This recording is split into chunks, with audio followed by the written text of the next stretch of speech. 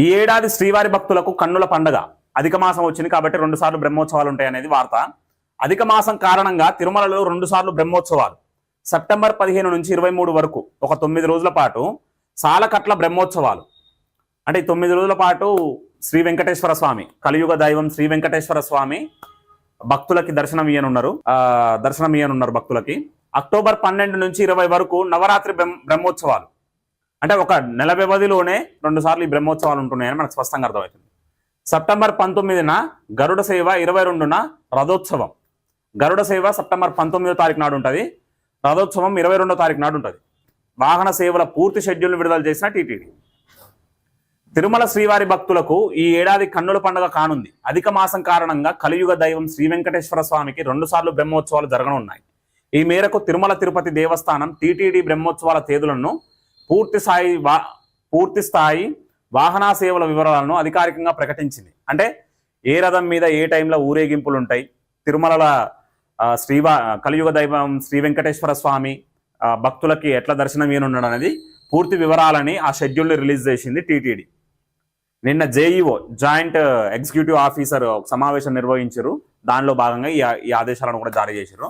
దీంతో తిరుమల గిరులు గోవింద నామస్మరణతో మరోసారి మారుమోగనున్నాయి. సాధారణంగానే భక్తులు చాలా ఎక్కువ మంది వస్తుంటారు సెప్టెంబర్, అక్టోబర్లలో. ఈసారి 2 సార్లు బ్రహ్మోత్సవాలు జరగనున్నాయి కాబట్టి ఆ సందడి ఇంకా ఎక్కువ ఉంటుంది.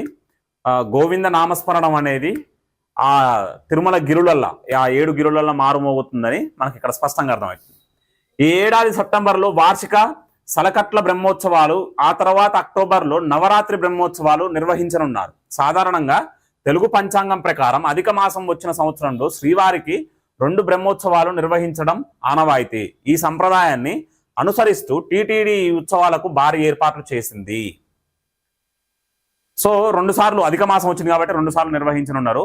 ఈ తమిళనాడు నుంచి కర్ణాటక, తెలంగాణ, ఆంధ్రప్రదేశ్తో పాటు యావత్ దేశం నుంచి భక్తులు తిరుమల వెంకటేశ్వర స్వామిని దర్శించుకోవడానికి వస్తారు. 2 సార్లు బ్రహ్మోత్సవాలు ఉన్నాయి కాబట్టి ఇక 2 నెలలు సెప్టెంబర్, అక్టోబర్ అనేది ఒక సందడిగా ఉంటుంది.